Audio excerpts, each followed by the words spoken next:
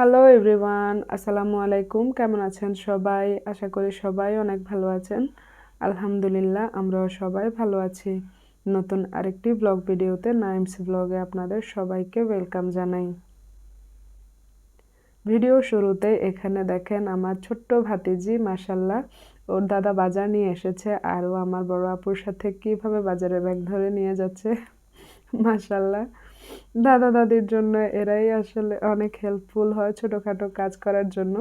যদিও এটা বড় কাজ ছিল, তারপরেও ও আগ্রহ নিয়ে এসেছে। মানে আসলে দাদা আসলে ভাই বোন দুইটা যাই দাঁড়ায় থাকে দরজায়, দাদা কি এনেছে, দাদা কোত্থেকে এসেছে।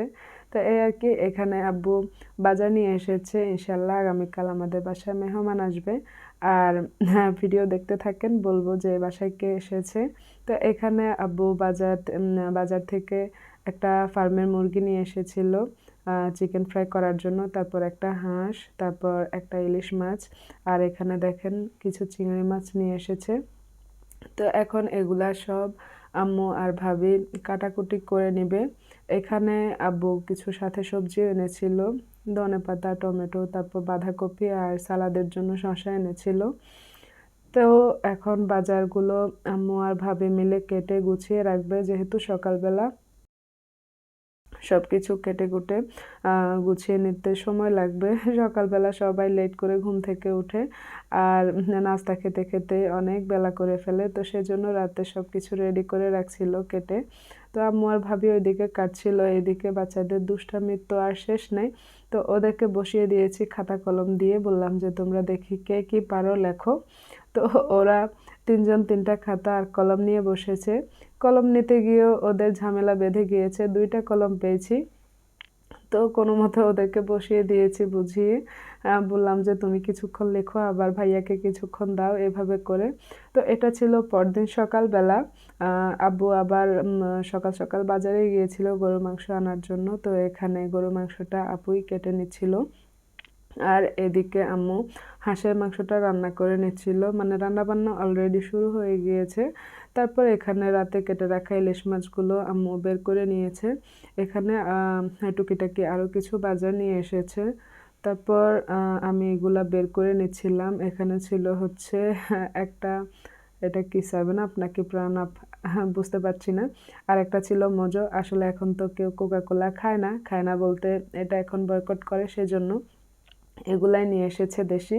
তো বাজারগুলো গুছিয়ে নিয়েছি। তারপর এটা হচ্ছে আমি আর ভাবি মিলে পুরো বাসা গুছিয়ে নিয়েছি, বিছানার চাদরগুলো চেঞ্জ করে নিয়েছি। আসলে বাচ্চাদের ঘর তো কিছুদিন যেতে না যেতে চাদর ময়লা করে ফেলে, ওরা দৌড়াদৌড়ি করে, লাফালাফি করে, আর ফ্লোর থেকে একবার খাটে উঠে আবার নামে।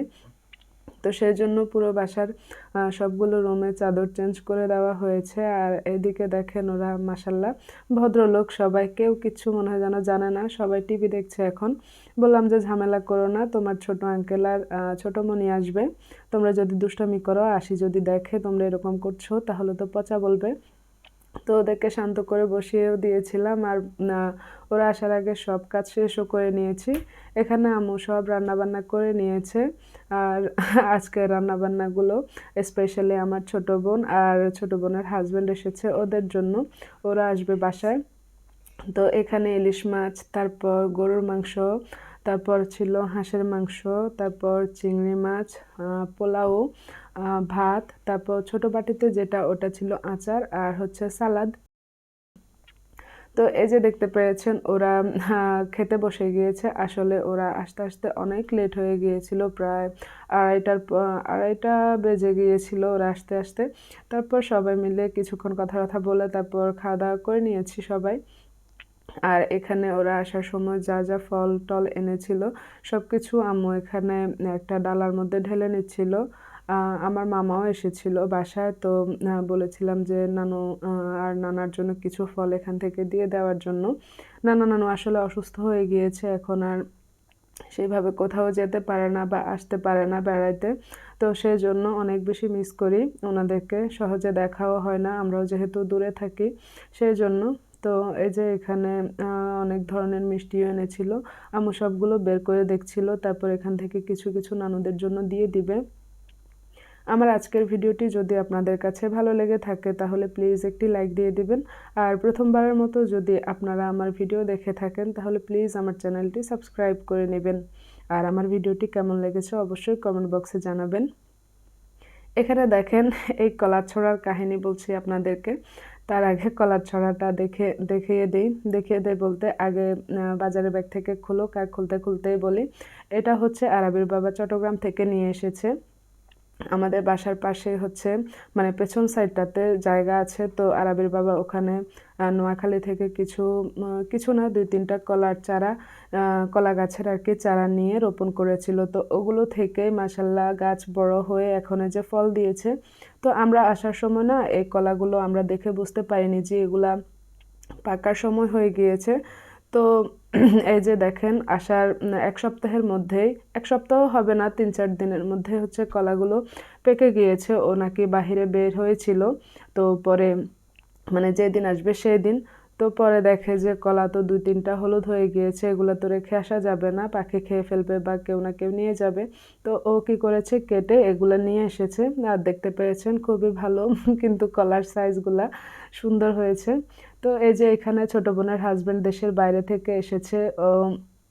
ওরা কিছুদিন মানে কিছুদিন না, ভাইয়া গিয়েছে অল্প কয়েক মাস হয়েছে, তার মধ্যে উনি আবার দেশে এসেছে, ওরা ঘুরতে যাবে সেই জন্য। তো এখানে আম্মুদের জন্য আমাদের জন্য টুকিটাকি কিছু জিনিস এনেছিল, আর ছোট বোনেগুলো সব বের করে করে দেখাচ্ছিল।